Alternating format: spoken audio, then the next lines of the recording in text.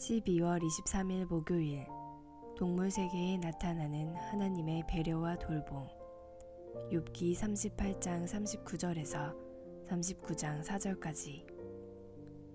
내가 사자를 위하여 먹이를 사냥하겠느냐? 젊은 사자의 식욕을 채우겠느냐? 그것들이 굴에 엎드리며 숲에 앉아 숨어 기다리느니라.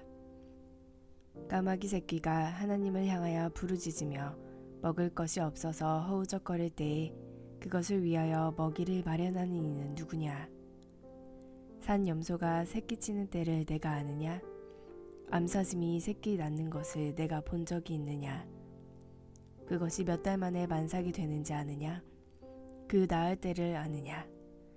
그것들은 몸을 구부리고 새끼를 낳으니 그 괴로움이 지나가고 그 새끼는 강하여져서 빈 들에서 크다가 나간 후에는 다시 돌아오지 아니하느니라.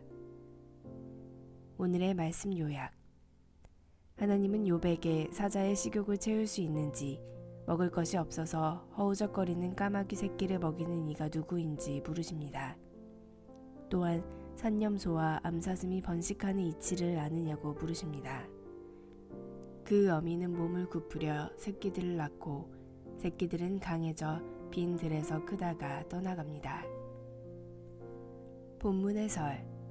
사자와 까마귀 38장 39절에서 41절까지.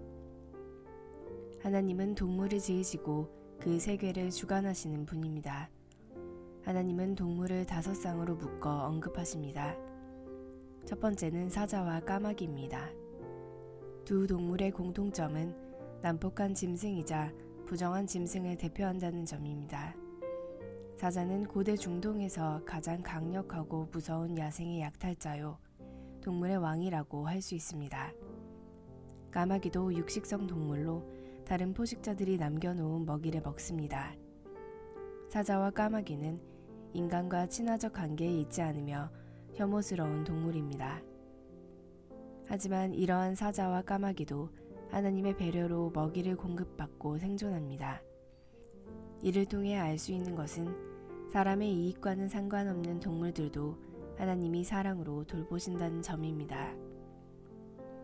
사자와 까마귀 같은 난폭하고 부정한 동물들도 하나님이 돌보시는 이유는 무엇인가요? 그러한 사실에서 내가 얻는 교훈은 무엇인가요? 산 염소와 암사슴 39장 1절에서 4절까지. 산 염소와 암사슴은 민첩성과 아름다움을 말할 때 주로 등장합니다. 이들은 높은 산악 지형에서 자유롭게 활동합니다. 하나님은 두 동물의 출산에 관해 말씀하십니다. 사람들이 접근할 수 없는 지역에 사는 동물들의 출산 시기와 임신 기간에 대해 아느냐고 질문하시고 출산 이후 새끼들의 생존 방식에 대해 설명하십니다. 중요한 것은 이러한 동물들에게 베푸시는 하나님의 보호와 배려입니다. 하나님은 이들의 생태 환경이나 생활 방식에 의문을 제기하시지 않습니다. 새끼가 강해져 빈들에서 크다가 어미 집으로 돌아오지 않는 것을 그들 삶의 특성으로 인정하십니다. 하나님이 산염소와 암사슴 새끼에게 정하신 생활 방식은 어떤 특성이 있나요? 하나님이 주신 특성임을 인정하고 내가 수용할 것은 무엇인가요? 오늘의 기도. 고난의 이유를 다 알 수 없는 제 한계를 인정하며 하나님 앞에 엎드립니다. 산 염소가 새끼치는 때조차 하나님이 아신다는 말씀을 하물며 나의 형상으로 지은 너를 돌보지 않겠느냐라는 사랑의 음성으로 듣습니다. 주님의 섬세한 눈길과 손길로 저를 살피시고 보듬어 주소서. 묵상 에세이. 연약함이 열어주는 세계. 꽃보다 아름다운 사람 이야기. 이상억. 고전으로 꼽히는 윌리엄 제임스의 종교적 경험의 다양성에서 저자는 매사에 능동적이고 긍정적인 사람들을 소개합니다. 다음으로 그는 그 긍정적인 사람들이 바라보지 않으려고 하는 세상을 사는 이들을 소개합니다.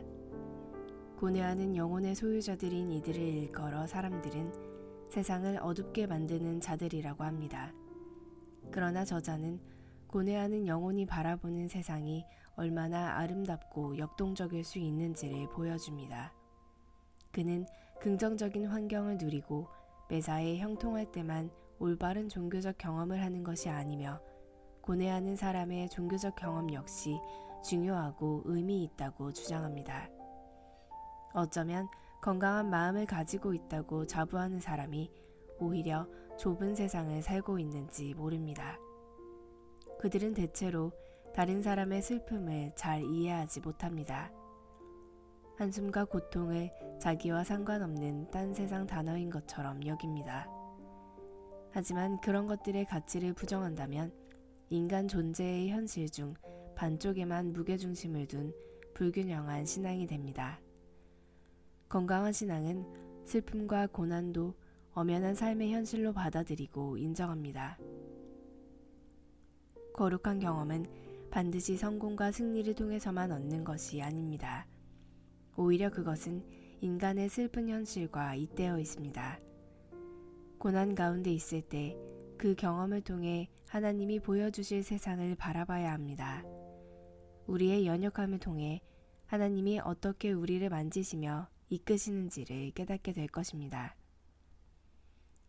한절 묵상 욥기 38장 41절 동물들이 새끼를 낳고 먹이를 기르는 일은 모두 하나님의 신비한 은혜에 속한 일입니다.